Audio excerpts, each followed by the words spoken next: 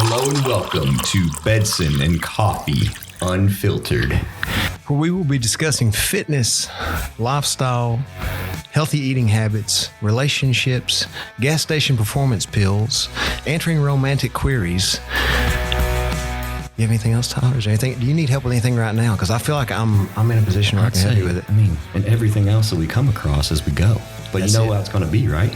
It's going to be unfiltered. So you had a bird fly into your house? Yeah. I was just sitting there, just hanging out. And a cardinal flew right into the house, landed on this light right in front of me. Yeah. And I looked at it. I said, oh, fuck, a bird. Yeah. It flew straight out. And I remember Laura come running down the stairs and she's like, what happened? I said, a bird flew in the house. It was a cardinal. She's like, oh, that just means a loved one came to visit you. Well, so whoever came to visit me, thank you. That's nice. Yeah. I'm going to leave the window open, see if I get one. Yeah. Maybe see. I've had birds in the house a few times. Like there was one time we were up in the office and just kept hearing something up in the corner. And there was just like a bird up there. I was like, what the hell? So we're trying to figure out still to this day how I even got in the house. Like, it was upstairs in the office. Yeah. There's real no ways to get there. So it had to have been there for maybe a couple days. I don't know. Building a nest. Possibly so. I don't know. Yeah. Maybe you should talk to like a voodoo lady or something and get some feedback. Maybe somebody does Santeria. Like, do they have those in Kentucky? I haven't researched that. I'd honestly be scared to go to one in Kentucky. Like, how'd they end up here? Why did you decide to do voodoo Santeria in Kentucky? I wouldn't trust it. Be honest. The different flavors, that might be fun. So like you imagine, like you see like whatever, you think of like the things you see in Louisiana, New Orleans and so on. And the, the superstition stuff there. Now imagine that with a little bit of hillbilly flair to it. That'd be fun as shit. I'd go with you. Hey, I'll ride with you. Let's go. I feel like it'd be a good, life experience. I kind of want it to happen now. Yeah. Do you think of anything weird you've ever done that just like you look back and you're like, oh, people do this? That's odd. Like you never anything that I've done that I look back and think like something that's like a, I guess considered like going to a medium or something like that. I've not. Yeah. I don't really, not really my thing. I would, I went into a couple of voodoo shops when I was down south and stuff. It's kind of interesting. Did you buy anything? I didn't. No. I didn't. Do you think like if you did, your life would be better? Or do you think it'd be about, bad luck? Well, it's a little too late to figure that out now. Yeah, so I guess you're right. Hindsight being 2020, I don't, yeah. So our first topic today, a lot of men's wellness. Men's wellness. Let's get men's to wellness. Now that we've okay, so yeah. I saw that going around. It was going like wildfire the day it came. I had probably 30, 40 people send it to me. I had several ask me, "What do you think about this?" And I don't really know what to think, to be honest with you. I was impressed that there's somebody who was able to achieve that body style. That is something you have to work towards. I'll be honest. Like, most males these days, it's always upper body coming up first, and they're having to catch up the lower body. So the fact that this particular individual did not have an upper body at all, and had a massive lower body was interesting. He almost looked as though he came from a sport that was lower body dominant. Yeah. Like it looked like because you don't just build that overnight.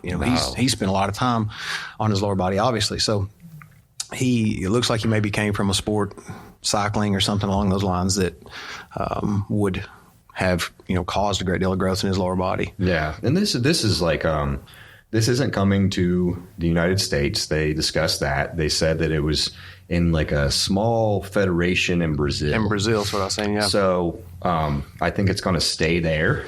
Yeah. It doesn't appear it's going to be a widespread thing. Like if my shoulders don't heal up good, I'm just going to go to Brazil and do that. Like I'm just going to quit training upper body. If my shoulders don't, just nothing upper body, nothing. Just like I was saying, I was so curious. I want to know, did he go against anybody?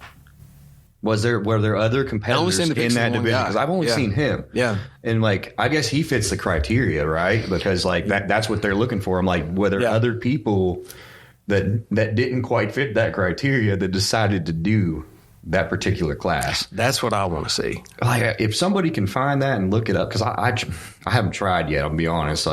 But I might have to do some research and be like, whether, was there a guy that was like super out of shape? He was just too, he had too much upper body. He was too proportionate. Yeah, you're giggling just thinking about it. It would be interesting to see. And then too, like did they have shoes on? Did they? I don't say he had heels on. I don't know why. Maybe I'm just thinking that. I might be wrong. We don't have the picture pulled up right now. But I want to say that he was walking in heels. I don't remember. I don't know. I didn't think he was. But maybe not. Maybe they didn't. I don't know. Because I'm not going to be honest with you. That would be the part, like, just say, which I know you're more accustomed to walking in heels. But, like, I would struggle with that. Yeah. It's something you got to practice. Yeah. Like, we tell our ladies when they're competing, like, walk around the house in heels. Oh, for sure. Yeah. So it's something you got to be good at. So that's another thing added on to that division. If that is the case, that would be, yeah. I mean, that adds a whole other element. Can you imagine being a male and you're like, all right, I'm going to enter this division, but fuck, I've never walked in heels. I got to learn. That's a new thing. That's a new, like, test to your, what all you can do. Like your friend just shows up out of nowhere and you're in the garage just in heels. Like, Tyler, you how you doing, buddy? You doing good? Practicing, bro. I'm practicing. I've got a competition coming up. Yeah. I've noticed you've not really been training upper body. That's the thing. There's had to be some people. I really hope went against others, and they were just like, your upper body's just too much. Yeah, your upper body's too much. Yeah. So it was just like a disproportionate person going up there. But what if he was like? What if he was like perfectly proportioned? like he would have killed in bodybuilding, but he decides, like, my calling is wellness, and he switches over and they're like, no, dude, you're too big, bro. That's one thing too. I always have people that contact me for competing, and they want to do a division they're just like not specifically built for. Oh yeah, and it's me often being like, hey, I'm okay if you try that division, but I really think you should do this one as well, just to see what the judges say. 100%, and that leads us into a topic we were talking about earlier, but genetics. Yes. Like, and I think sometimes people get what they want to do and the looks they like, and their genetics for that maybe don't always, coincide. Yeah. Because you see, especially when new classes come out and they're really hot and they're really popular, and everybody wants to do that new class. And it's like, well, maybe you don't have the natural structure for that class. That's like, classic and wellness are probably they're the newest divisions that have came out in the past, it's over 5 years now for classic, I believe. I want to say so, yeah. Yeah. But, when those first came out, everybody was trying it. And a lot of people were quickly realized, oh, I don't have that particular style of body. Like, I remember I even tried classic. Yeah. And I got smoked. So, yeah. So, like, I think, everybody, when they talk about genetics, I think the first thing most guys think about is just size. Well, like, I don't have the genetics to be big. Okay. But I don't think most people think about, like, actual structure. Yes. Like, and I'll tell you something that I've seen, and I would think you would agree with me. A lot of times, some of the smaller classes are so dependent upon genetic structure. It's okay. Take bikini, for instance. If you don't have that natural figure and shape for bikini and you have to grow enough to build it, you've grown out of that class. Yep. And it's the same with men's physique. And that, you remember the feedback we got on me. It's, if you have to grow a ton to create that taper from your shoulders to your waist, because you don't naturally have a 27-inch waist or whatever the case is, and you've added all that tissue, well, the feedback's going to tell you to move up class. Yeah. So men's physique and bikini and these things, I think sometimes, people don't consider the genetic needs for that. But if you don't have that actual structure out of the gate, it's going to be very difficult because, again, if you have to add a ton of tissue to fit that class, you've grown out of that class. Yes. Yeah, and it's really finding about what's right for you. Absolutely. When somebody starts competing, I'm very open to being like, hey, I'll let you try something. Yeah. But I do think you should try multiple things. And, I can use specific examples here, even of like Laura, we started with wellness for her. Right. Because the division was new. And we competed in wellness, but we also decided to throw in figure because her legs kept getting leaner and leaner. and her glutes kept getting leaner. So, that fullness went away. Right. And then we all seen how that worked. It worked she ended up going pro and figure. Absolutely. And then in wellness, she got second. So she was still decent there, but she got beat by one girl in that class that was I think she was from Brazil, but she ended up becoming pro at her next show. But she was built for that class. Yes. Wellness was she was definition of it. Right. And the girls that tend to do well with that, like you'll see, they genetically carry more tissue in their lower body. And you'll see a lot of girls from that region do really, really well. Yeah. What's she was in the WBFF too, Urishna or something. She switched over and they, along the time that they developed that class. Yeah. And a lot of those girls from that area do really well, but you'll see, a lot of the females that do really well in that, they've already got their lower body dominant, lower body heavier. Well, Urishna was bikini because that was all that was there whenever she first came over. That's why I think she went. I think she was originally competing in the IPB in bikini, went over WBFF, and then came back whenever they made wellness, if I'm correct. Okay. And she was losing in bikini because her structure was not. Yeah. In order to get as small as she needed to be for bikini, she would have had to lose so much muscle mass. I don't think she could possibly do that. Right. So whenever wellness came about, that's when she came back and, she got her pro card pretty much instantly. Yeah. Yeah. I remember she was coming, I forget what show she was coming to, but it was very well known. She was coming to that show and she was going to win, which she did. Yeah. Yeah. I'll use myself as an example. I have always done men's physique in NPC, just simply because I couldn't pose due to shoulder issues. Mm-hmm. And all this, but some people listening probably might not. But, I didn't have that naturally tiny waist. Yeah. I had wider shoulders, but I had having to build all that tissue to create that taper and create that look. Whereas for me, I was, what were we at North America's 212 on stage or something.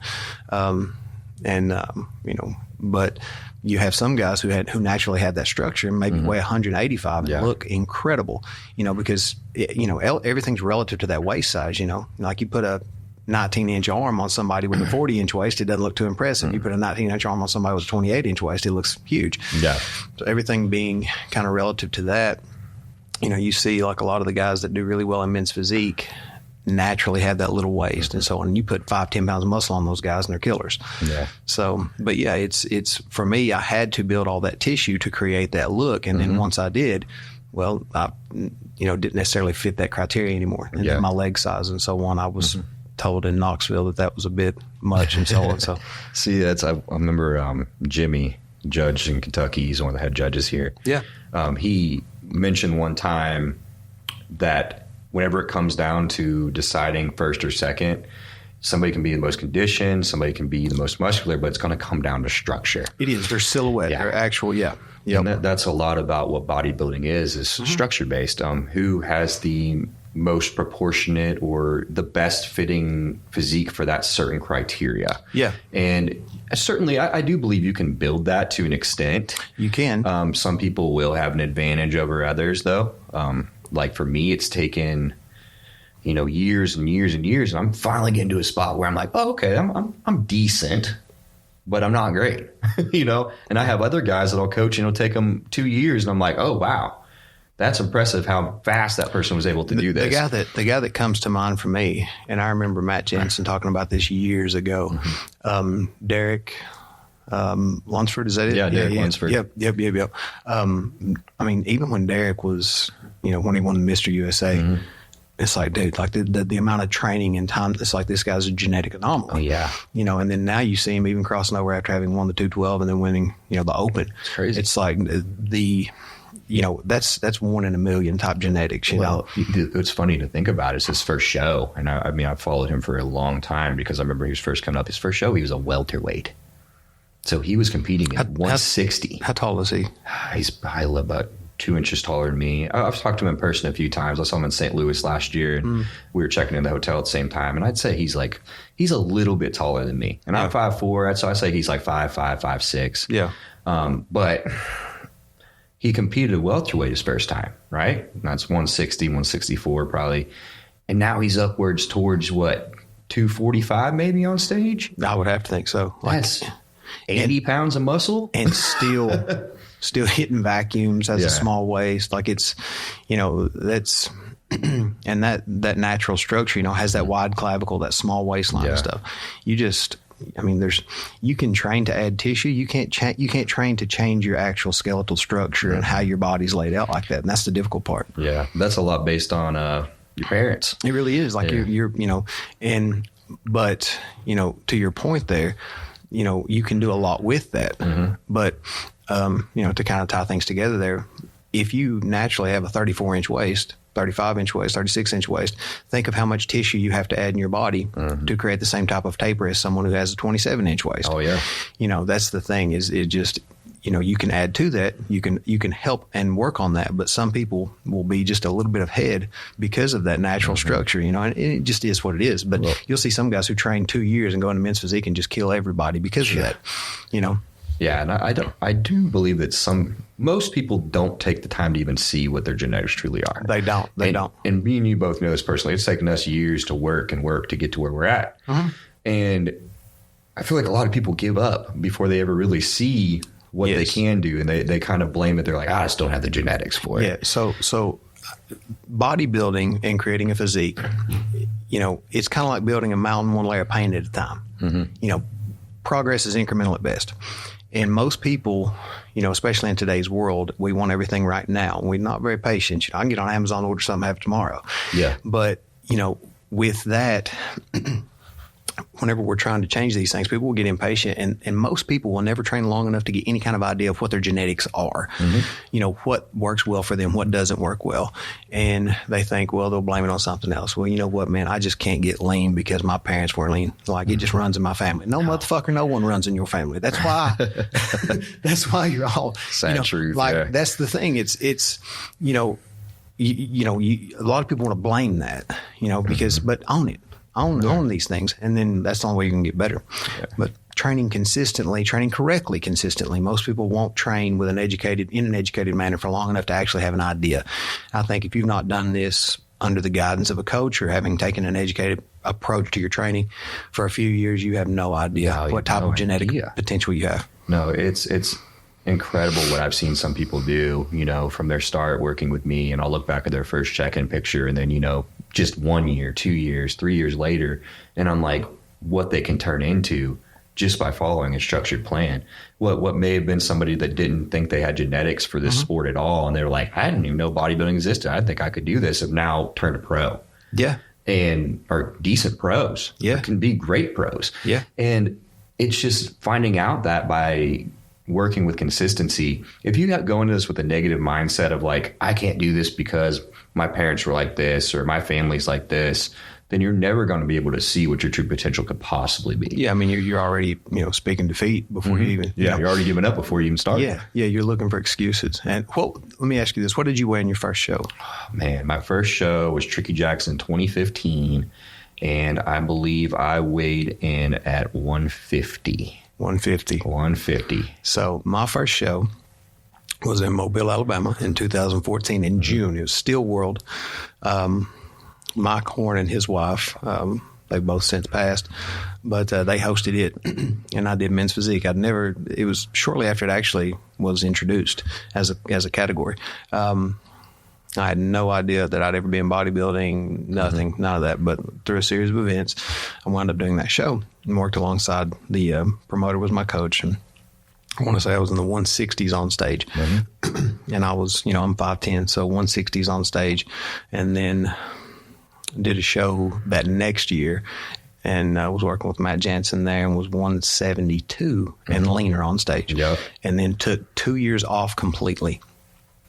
And then come back and won an overall at 192. Right. And then, so that was 2014. And then the last show that we done was 2021, and I was 212 on stage, when 3% body fat or so. Yeah, that was wild too. But it was like you grew so much muscle over that period of time. Yeah. It was... I feel like my best was in 2020 when we got canceled, and the WBFF Worlds kept getting pushed out and so on. My training felt better. By 2021, my joints had begun to give me some issues and stomach issues from all the, anti-inflammatories and stuff. But in 2020 is when I really felt my best, and everything was clicking so well. Like we were good God, dude, what were we, like 6 weeks out or something? And I had glute striations and everything was clicking. But, that's just how it goes sometimes. Yeah. I remember that year was rough on a lot of people because that's crazy. I remember the worst phone calls I had to make were when COVID was first coming and announced they were starting to shut stuff down. And I remember I got a call, I forgot from who it was from, but they were alerting me that, hey, they were going to cancel that Northern Kentucky show. Mm-hmm. And I had two people that were, ready. It was 1 week out. They were ready to compete. They both looked fantastic. They're 1 week out. So they were 1 week out. They were ready to compete. They had just done this whole entire prep. And I remember getting a phone call. It was like, hey, we're having to cancel the Northern Kentucky show because they're not allowing anybody in that convention center because the new rules and restrictions they were creating. And I remember having to make a phone call, and I called each of them individually, and I was like, hate to break this to you, but they're canceling the show. And I cannot imagine what it was, because you did it. You did all that work. And we were waiting for a show. We prepped over half that year, it seemed, because the first time they pushed it out like 6-8 weeks, because it was supposed to be at one particular island in the Bahamas, and then it got moved to a different island in the Bahamas. Yep. And that was like a 6 or 8 week delay. And then it got canceled and moved to the, O2 Arena in London. Yeah. And then we were looking, and it said I had to stay quarantined for 2 weeks in the hotel. I remember that. We were just like, how do I do anything? Yeah. And, we were ready to go too. I was ready to book a trip and go wherever we need to go. I was pumped. It was going to be so awesome. And then eventually they canceled, flights from the U.S. I think it was just something ridiculous. U.S. wasn't pretty much allowed to go anywhere. Right. Other than, select areas. Yeah. I remember calling one of the guys because I'm pretty close with him actually in his wedding later this year. We've stayed in touch, and I just remember it was the hardest phone call because I felt so bad because he had done such hard work. Yeah. He probably would have done very, very well at the show if not won the whole thing. Right. And I remember calling him, and he was on the way to the gym, and I was like, "Hey man, just letting you know that show they're canceling." He's like, "Are you serious?" And I said, "Yeah." And he said, "All right, well, I'm on the way to the gym. I'm going to go turn around. I'm going to go to Wendy's." And I couldn't blame him one bit, man. I mean, like, what do you say at that point? I couldn't blame him. Yeah. I mean, I was like, you did all this work for what, 4 months just to be like, oh, you can't do it. Yeah. And you had to feel that same way. I had people that stayed in prep pretty much that whole year until they finally did a show. I remember Austin Brown did that. Yeah. And we finally went to Junior USA's in Charleston. It was still, we had to wear masks and everything. Yeah, it was insane. I remember there's pictures of us outside. I got a mask around my wrist because that was like the thing you did. And Austin gotten, I think, first call outs there. And we had a good day. But it was just such an experience because the amount of time he had to prep, I'm sure it was not good on his body. It wasn't good on anybody. Well, man, that was me. If you remember, I started having digestive issues. Like you can only burn white hot for so long, and everything that encompasses a bodybuilding prep, whenever you're enhanced and you're really pushing and you're eating, all these things, you're taking the supplements, you're doing this cardio and the stress on your body from all this. You only do that so long. No. That's why you don't do 5 and 6 shows a year. You can't. Your body won't. For most people, your body's not gonna stand that. Yeah. But yeah, I remember being sick after. Like I just didn't feel good. Like whenever we finally switched gears, I was kind of.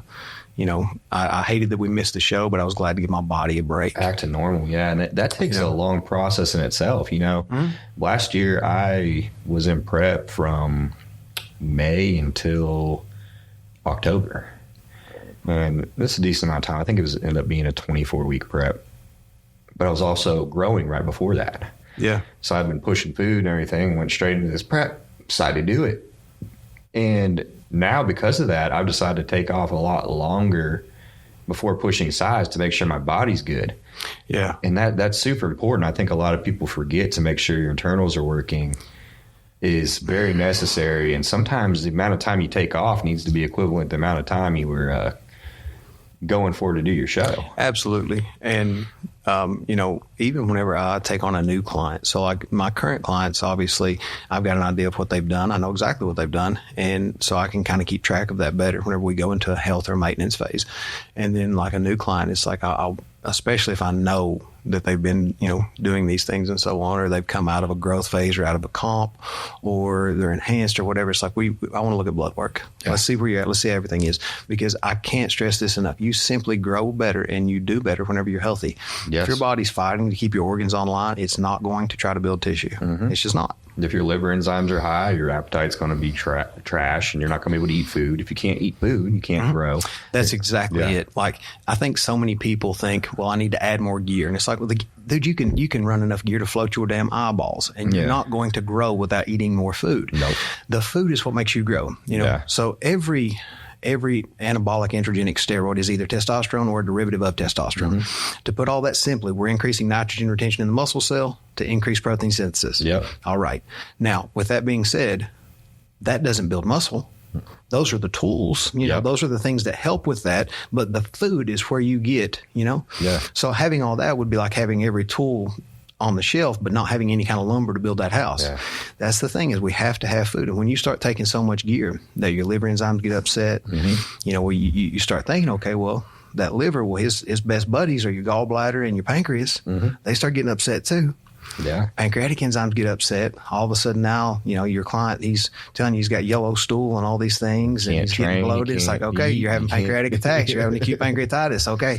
Yeah. How long did you stay in prep for that powerlifting meet? How much halo did you take, homie? Yeah. Like, these are things that you have to consider. And that's why, like, having somebody there to guide you and help you with that and hold you accountable is so important, because most people, everybody's subject to their wants and desires. Mm-hmm. And if they don't know, man, they can push things too far, and you can start to compromise your health pretty easily. Yeah.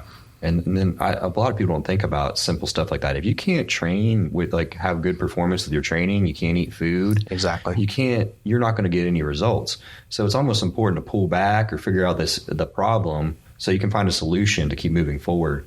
I don't even throw in oral steroids really anymore in plans, because I found people's appetites are just ruined. It certainly can. And, and I think a lot of people, because they're so used to taking pills, like they take some Tylenol if they got a headache or, whatever, they're kind of, they've grown accustomed to that just from our culture. You get sick, you get medicine.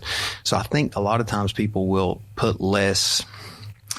They think that the oral steroids are safer than like an injectable steroid. Yeah. And it's like, well, there's so many different things to consider, but in this conversation, oral steroids have to pass through the liver twice. Mm-hmm. So they have a bigger effect on liver enzymes than the injectables for the most part. Yeah. And, that's the times that I've seen people, they'll come to me and I'll look and it's like, Jesus Christ, their liver enzymes are higher than groceries. And it's like, okay, well, they've been taking an oral for a prolonged period of time. Yeah. Or one that's, a bit more toxic for a prolonged period of time. And, it's like, well, you can't do that, man. I feel like hepatotoxicity is a real problem, and it's what's going to increase your liver enzymes is those oral steroids. Yeah. And a lot of people, the issue too is they aren't drinking enough water with things like that. They're not doing the simple lifestyle stuff to make sure they work.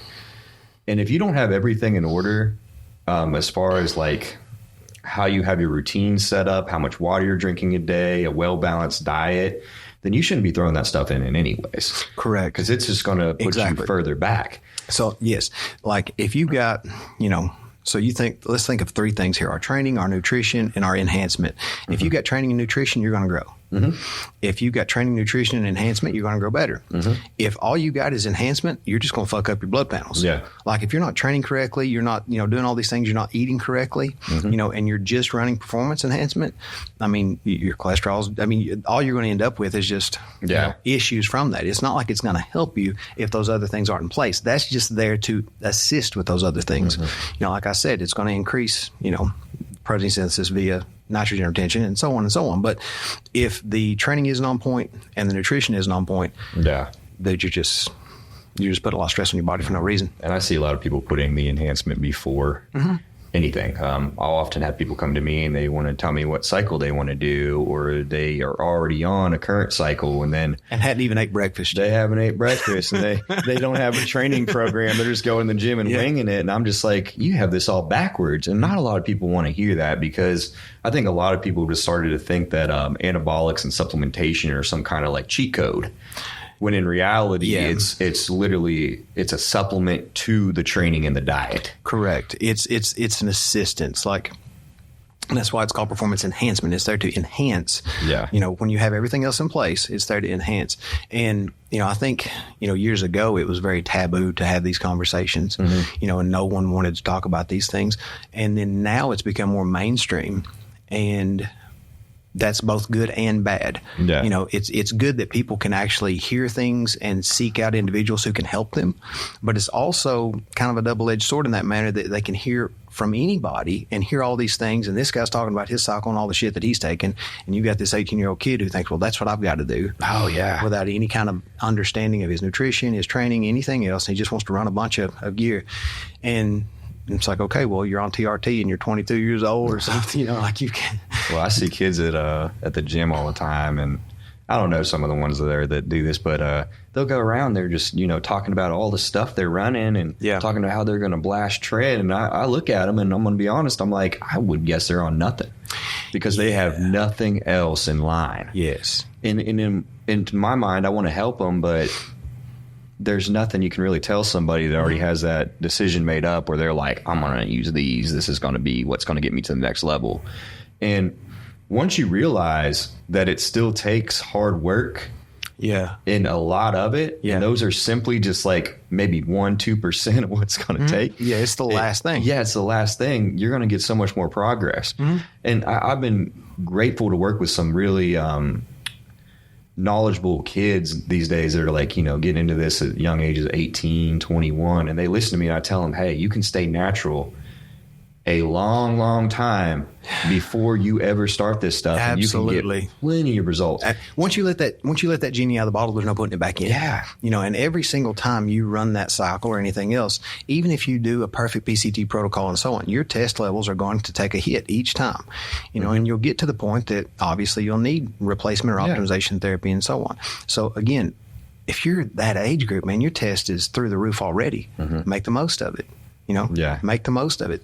Correct your diet. Think about your diet and your training before you ever consider anything else. And that's something I go back to, because I started using anabolics when I would think I was 21, and I probably could have waited another 4 years at least. And I try to spread that now, and I tell younger kids, I'm like, listen, learn from me, and what I'm telling you is like, you can wait a lot longer. Oh, absolutely. I had a lot more training I could have done. I could get a lot more dialed in on nutrition. Yeah. And I had people tell me that's what I needed to do.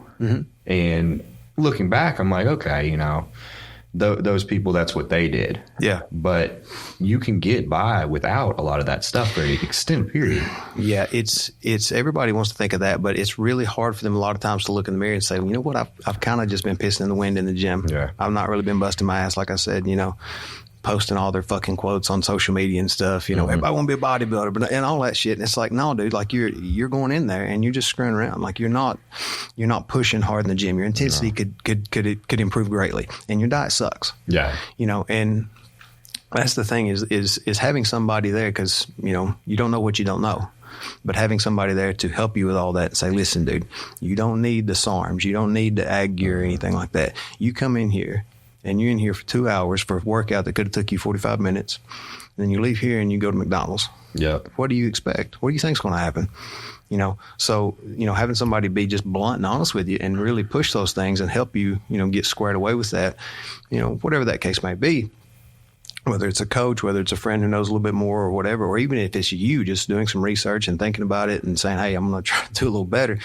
But, most people could improve so much from just looking at those two things and taking a really hard look in the mirror instead of just jumping to the conclusion like, well, I'm going to use gear. Yeah. But I think we're all subject to that. Like, we all have such a high opinion of ourselves. We think we bust ass and do all these things perfect. But, a lot of times we can improve with that. A lot of TikTok and new YouTube and everything, a lot of these young kids are being open about how much they use or what they're using and things like that. And I think that's got the wrong idea in a lot of kids' heads, where they're like, oh, well, my favorite TikTokers using this, so I might as well use it too. Right. And some of them are very safe with their advice. They're like, hey, this is what I'm doing. Like, I'm, don't do it too. Like, yeah. But I feel like a lot of them are running way too much. Well, sure. And then telling other kids, like you said, are thinking, oh, well, Jimmy runs a gram. I need a gram too. And it's like, oh, no. Yeah. I think, and a lot of times they'll hear this stuff and they'll see this and they won't consider the knowledge of the person saying it. Mm-hmm. Like, does this person have any sort of authority to be speaking on this, or is he just as ignorant to this as I am? He just has access to these things that I don't, But I'm of the mindset that of anything like this, when it comes to enhancement, when it comes to whatever, I only want to play enough cards, to get it done. I want the minimal dose necessary to get the desired effect. Yeah. Because if you start at the ceiling, where can you go? Oh. And you're just going to exaggerate side effects and everything else when it comes to it. But, using the minimal dose necessary to get the desired effect, because again, holding cards in your hand that you can play later, that's always a plus. If we don't have to use anything more than that, great. Yeah. But if we hold back and we say, okay, well, we're a little bit behind, let's do this. All right, well, we've got that option. Mm-hmm. More tools, More tools, and exactly. People are surprised sometimes by how low doses I start with, because I'm just like, hey, you don't need much. We don't want those negative side effects, because that's what happens. The poison is in the dose. Sure. So you'll have people that, like you said, they start way too high, and then, they're not sleeping at night. Mm-hmm. They're having arguments with their family. They're having issues at work. And that could have all been prevented if they just started at a lower dose. Oh, yeah. And didn't have those negative serotonin side effects that a lot of these compounds cause. Yeah. And, once I think, there's the obvious health side effects and so on, but, you kind of said a little bit about it there, but the mental aspect of it and emotional aspects of it, whenever you start fluctuating hormones. Mm-hmm. And if somebody doesn't know much about that gear that they're using, I'm going to go out on a limb and say that they don't know much about the ancillary drugs needed to help keep them, and also they've yet to gain that experience and understand by slowly introducing themselves to like how to control, issues that arise and so on with their mindset or their emotions and so on. Yeah. And you'll have people just lose their mind. Because they think they got to take a ton of this or a ton of that, and certain compounds and you even use the term poison. And you're putting poison in your body for the sake of enhancement. Yep. I mean, you are. Yeah. Whenever you start using things outside of dosages, and some stuff's not even necessary for overall health. Mm-hmm. It's just simply there for performance enhancement. Yep. Like, I'll use this example. I had a guy tell me, he said, I'd like to lose maybe, another 8-10 pounds before I go on vacation. My friend suggested I should use Tren. Mm-hmm. And I was like, brother, you using Tren to lose 8 pounds would be like me taking chemo because I was tired of fucking shaving. Yeah. That's it. I mean, it's fair way to put it. Fix your diet. Yes. Tell me what you ate today. Yeah. Me? No. Like him. I'm talking to him. Tell me what you ate today. And he's like, well, I don't know. I'm like, but you want to take Tren. You want to take Tren. And you can't tell me these other things. So you're trying to make up for a shitty diet and shitty work ethic by taking drugs. Yeah. Tell me on what level that makes any damn sense whatsoever. It doesn't. No. They have nothing set in place. And then that's what causes the issue with blood work. Down the road, a lot of these people never think of what's going to happen, the long-term effects. Yeah. And I've had some people where I talk to them and they've been running gear for 5, 10, 15 years. And I'm like, when's your last blood work? They can't tell me. Yeah. Because it's never been done. Yeah. Or, they haven't came off some of this stuff. I've had some people come to me and talk to me and have consults where they've been like on the same cycle for 10 years. Oh, yeah. And I mentioned coming off, and it's like the craziest thing they've ever heard. But then you see the blood work. I've not seen it because they don't go get it done. Sure. But it's something to think about, like, what is this causing long term? And I like to get clients to get blood work, I'd say at least 3 to 4 times a year. Yeah. And I think that's super important so we can kind of see what's going on internally. Mm-hmm. We can add extra supplementation or ancillaries if we need them. And we can kind of judge what this person's personal needs are based on how their response is to supplementation of superphysiological stuff like the anabolics, or just naturally. Yeah. Genetic factors, like let's just say you're genetically predisposed to having cholesterol issues. Your mother and your father both, struggle with cholesterol issues, and you eat very healthy and you do your best, but you're still borderline, just from genetic predisposition. Okay, well, we're not going to help that when we start adding anabolics. No. Okay, now let's say we are in a prep and we're running a cycle of anabolics and we have to use an aromatase inhibitor. Yeah. Okay, well, we start running AIs. Well, that's going to affect your cholesterol even more. All right, well, certain AIs affect it even more than others. Like if you're using Arimidex as opposed to Aromasin, it's going to affect it even more. So there's so many things to consider. All right, and most people don't even know to use those things a lot of times if they're not having been coached or whatever. But then even when you get inside of that, there's still things that we need to consider for you as an individual. Yeah. I mean, I've talked to people that don't know the difference between a selective estrogen receptor modulator and an aromatase inhibitor. And, they end up taking a SERM thinking it's the same thing as an AI, and they just didn't know. Sure. Yeah. I mean, taking Nolvadex as opposed to Aromasin, you're not going to get the same effect. No. One's stopping it from binding and the other stopping you from making it. So, yes. And to put it simply. And, there's cases where you'll use one or the other. There's cases where you use both. And having that guidance and that education to understand when and why, and obviously looking at the blood work too. Because some people are more prone to estrogenic side effects. Some people naturally have higher estrogen and these things. And like you, to your point, getting your blood work done, not only post prep or post cycle or something, but seeing where levels are when we're on just a maintenance dose or when we're off or things like that to kind of get an idea of these things is very, very helpful. Yeah. And it can tell me if you even need an AI at all. Correct. And some people are using them and they're just crashing their estrogen completely. And I don't think a lot of people realize this, but estrogen is needed to grow. 100%. You need it to grow muscle. Yes. So I'll have people come to me and they're using AI for whatever reason, just because they were told to. And then we go get blood work done and, test levels are at 850 and then estrogen's at 2. And I'm like, this is why you feel like shit. Yeah, you're not going to grow any muscle. Yeah. This is why you're depressed and you've been suicidal and you've got no sex drive and all those things. But it's a simple fix. And, I try to use as little AI as possible. Absolutely. Yeah, and here's something too.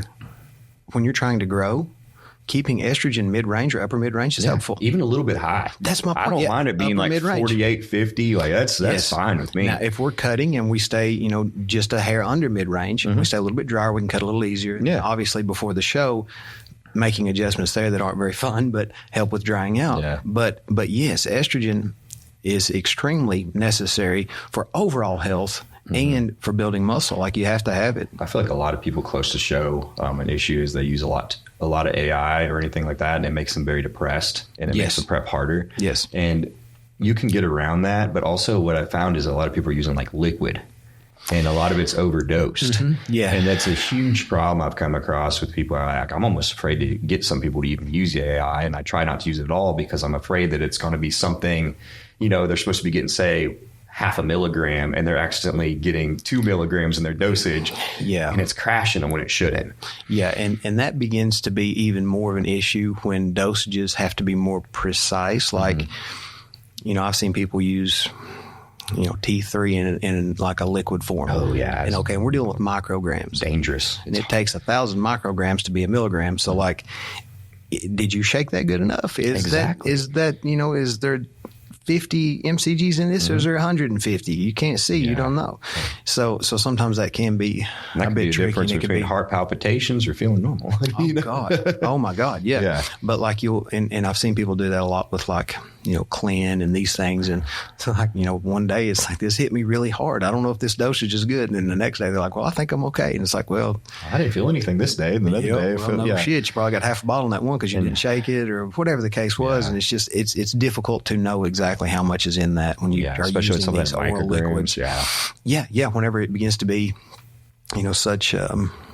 such tight tolerances on those dosages because you're dealing with micrograms. I mean, you can't see that. So whenever I'm getting blood work done, because a lot of people ask me this, a lot of things I like to see, and you can throw in some stuff here too if you can think of any extras I'm forgetting. I like to see CBC, CMP, lipid, thyroid with TSH, reverse T3.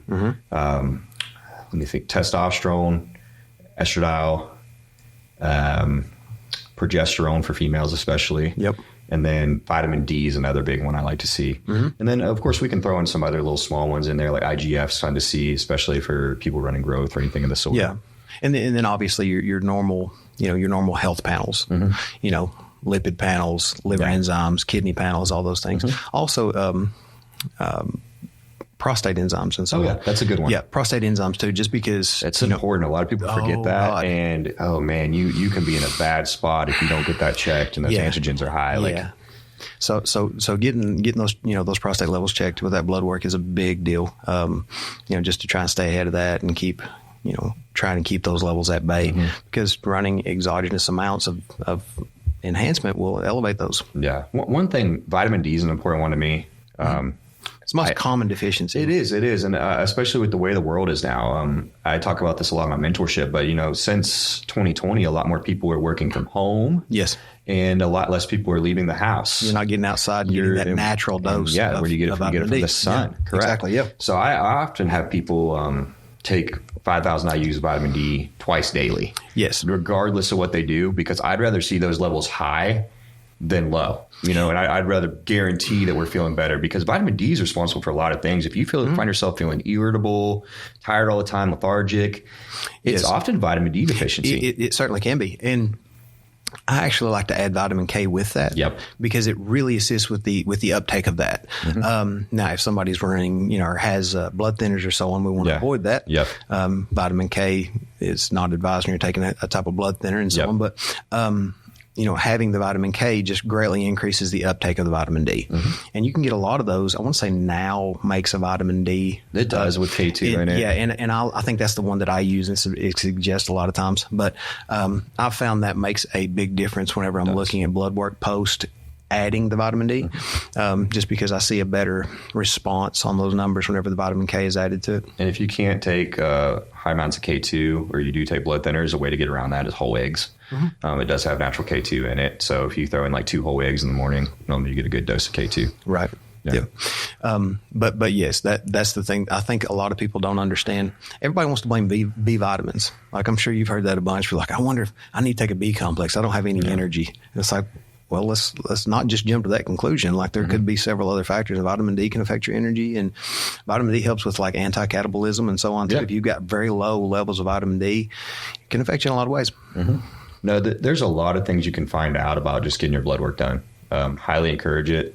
If you are struggling to get progress, you're noticing yourself feeling off, low appetite, low energy, low libido, often your answer can be found in those numbers. Absolutely. And here's the thing too, and I said this, I'd ran into a situation like this myself years ago, but if you ever have a coach and he says, "Nah, don't worry about blood work," or, he's going against something that your doctor's suggesting, your doctor wants to look at a blood panel, or you want to look at a blood panel, and your coach is like, "Nah, you're fine, man. That's a bad sign." It is. It is. Like, why would you ever suggest against something that somebody's going to do that would help you see better into their health needs, unless you're just ego driven and you think you can fix it on your own? It's like, well, you're not a doctor.